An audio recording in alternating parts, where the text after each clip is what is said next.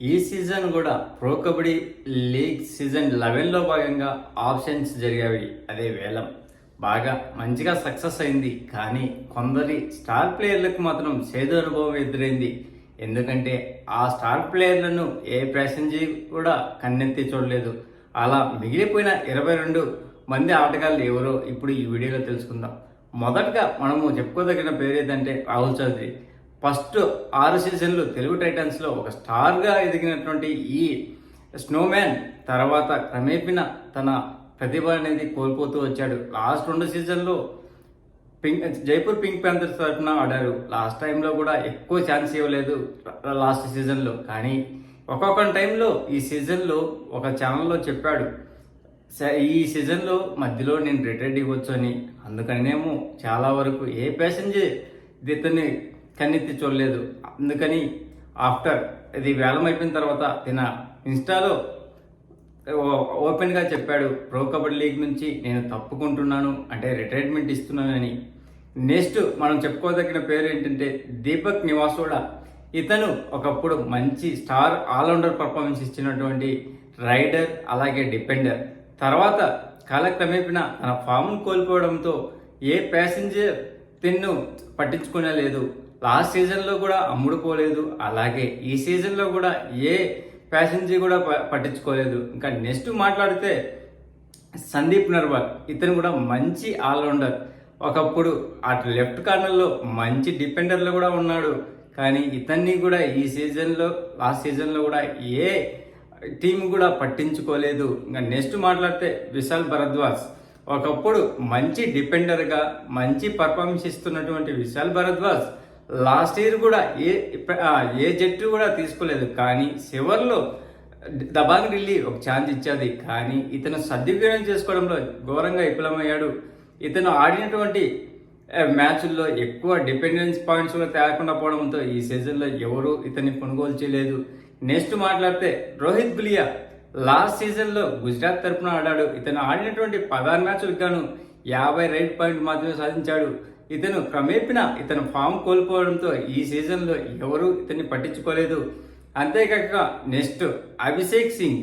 ఇతను ఒకప్పుడు you Mumba tribe ఉన్నప్పుడు బాగా అద్భుతమైన రైడ్లు చేశాడు. తర్వాత కాలక్రమేణా తెలుగు టైటన్స్కి వచ్చినా కానీ ప్రతిభ చూపించలేదు. అంతేకాకుండా లాస్ట్ ఇయర్ బెంగళూరు బుల్స్ ఆడాడు. ఇతనుకి ఎక్కువ ఛాన్స్లు ఇవ్వలేదు. ఇచ్చిన 4 మ్యాచ్ల్లో కూడా కేవలం 3 రైడ్ పాయింట్లనే సాధించాడు. అందువలన ఈ సీజన్లో ఇతను ఎవరు పట్టించుకోకుండా వదిలేశారు. నెక్స్ట్ కే ప్రభంజన్.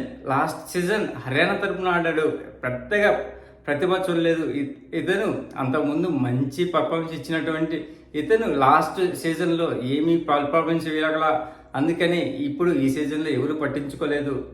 నెక్స్ట్ చందరన్ రజిత్. ఇతను ఎక్కువ ఇంజూర్డ్ వల్ల తన ఫామ్ను కోల్పోతున్నాడు. ఇతను ఆడిన మ్యాచ్లన్నీ మంచిగానే పర్ఫార్మెన్స్ ఇచ్చాడు లాస్ట్ సీజన్లో. కాకపోతే మళ్ళీ ఇప్పుడు కూడా ఇంజూర్డ్ కావడంతో ఇతను ఎప్పుడు ఇంజూర్డ్ అవుతాడు, ఎప్పుడు ఆడతాడో అర్థం కాకుండా ఉండడంతో ఇతన్ని ఏ జట్టు కొనుగోలు చేయలేదు. తర్వాత మను గోయత్ ఒకప్పుడు ఎంతో అద్భుతమైన ప్రదర్శన చేసిన ఇతన్ని సీజన్ 10 అలాగే ఈ సీజన్లో కూడా ఎవరు పట్టించుకోకుండా వదిలేశారు. నెక్స్ట్ మాట్లాడితే రజనీష్. మనకు తెలుగు టైటన్స్ నుంచి బాగా చెప్పుకోదగ్గ పేర్లలో అప్పుల్లో రాహుల్ చౌదరి, తర్వాత రజనీష్ లాస్ట్ సీజన్లో ఇంజూర్డ్తో, అంతేకాకుండా సీజన్ 9లో అద్భుతమైన ప్రదర్శన చేశాడు తెలుగు టైటన్స్ తరపు నుంచి. కానీ ఇతని ఇంజూర్డ్ వల్ల సగం మ్యాచ్ల్లోనే వెళ్ళిపోయాడు. అలాగే లాస్ట్ సీజన్లో కూడా సేమ్ అంతే. ఇచ్చిన మ్యాచ్ల్లో కొద్ది వరకు పర్ఫార్మెన్స్ ఇచ్చాడు మోస్తరుగా. తర్వాత ఇంజూర్డ్ వల్ల సీజన్ మొత్తానికి దూరం అయ్యాడు. అలాగే ఈ సీజన్లో ఇతను ఇంజూర్డ్ వల్ల తన ఫామ్ను కోల్పోవడంతో ఏ జట్టు పట్టించుకోలేదు. నెక్స్ట్ రోహిత్ కుమార్. ఒకప్పుడు స్టార్ పర్ఫార్మెన్స్ చేసినటువంటి రైడర్. బెంగళూరు బుల్స్ కప్పులు గెలవడంలో ఇతను పోషించిన కీలకమైన భూమిక. తర్వాత ఇతను అది పర్సనల్ లైఫ్లో డిస్టర్బెన్స్ అయితేమి, తర్వాత తన ఫామ్ను తిరిగి పొందడంలో విఫలమయ్యాడు. అందువలన లాస్ట్ సీజన్లో అలాగే ఇప్పుడు కూడా ఏ జట్టు కన్నెత్తి కూడా చూడలేదు. నెక్స్ట్ హరేంద్ర కుమార్. లాస్ట్ సీజన్లో యూపీ యోధ తరఫున ఆడాడు. ఇతను 15 మ్యాచ్లకు గాను కేవలం 14 టాకిల్ పాయింట్ మాత్రమే చేశాడు. అందువలన ఇతని క్రమేపిన తన ఫామ్ కోల్పోవడంతో ఏ జట్టు తను కొనుక్కోలేదు. నెక్స్ట్ సురేంద్ర నాడ ఒకప్పుడు లెఫ్ట్ కార్నర్ కింగ్లో అని చెప్పొచ్చు. ఇతను టాకిల్ హోల్డ్ చేస్తుందంటే ఏ రైడర్ అయినా కానీ భయపడేంత మంచి ఇదిగా చేసేవాడు. కానీ క్రమేపణ తన ఫామ్ కోల్పోయి ఇప్పుడు ఏ జట్టు కూడా దాన్ని పట్టించుకోలేదంటే ఎంత దురదృష్టమో ఆలోచించుకోవాలి. నెక్స్ట్ సందీప్ దుల్ లాస్ట్ సీజన్ అలాగే సీజన్ 10లో ఈ సీజన్లో కూడా ఎవరూ పట్టించుకోలేదు. కానీ లాస్ట్ సీజన్లో పట్టించుకోకుండా కానీ చివరిలో తెలుగు టైటన్స్ ఛాన్స్ ఇచ్చింది. అప్పుడు కూడా ఇతనికి వచ్చిన అవకాశాన్ని సద్వినియోగం చేసుకుంటాడేమో అనుకుంటే దాన్ని కూడా మిస్యూజ్ చేసుకున్నాడు సందీప్ దుల్. చివరికి ఎవరు పట్టించుకోకుండా వదిలేశారు. నెక్స్ట్ సురేంద్ర సింగ్ ఒకప్పుడు లాస్ట్ సీజన్ 9లో తెలుగు టైటన్స్ తరపున ఉన్నాడు. సీజన్ 10లో యు ముంబా తరపున కొన్ని మ్యాచ్లకు కూడా కెప్టెన్గా వహించాడు. కానీ ఇతని నుంచి పర్ఫార్మెన్స్ చెప్పుకోదగినది ఇవ్వలేదు. ఇతను 18 మ్యాచ్లు ఆడాడు లాస్ట్ సీజన్లో. అందులో కేవలం 29 టాకిల్ పాయింట్లు మాత్రమే చేయగలిగాడు.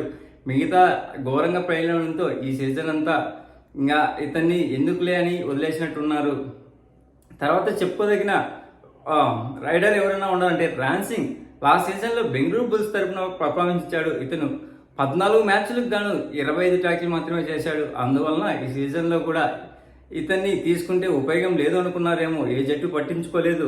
నెక్స్ట్ సచిన్ నర్వాల్ ఆల్రౌండర్, మంచి ఆల్రౌండర్ ఒక టైంలో. కానీ లాస్ట్ సీజన్లో ఇతనికి ఇచ్చిన 14 మ్యాచ్లకు గాను 25 టాకిల్ పాయింట్లు చేశాడు. ఇతను కూడా లాస్ట్ సీజన్లో బెంగళూరు బుల్స్ టీం తరఫున ఆడాడు.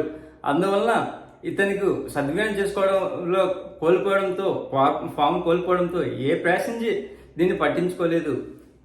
ఇది ఓవరాల్గా ఈ సీజన్లో చెప్పుకోదగ్గ ప్లేయర్లు ఎవరు అన్సోల్డ్ అయ్యారో ఇప్పుడు వీడియో తెలుసుకుందాం. మీకు ఈ వీడియో నచ్చితే షేర్ చేస్తారని, లైక్ చేస్తారని ఆశిస్తున్నాను. Signing off your Mahendra. Thank you.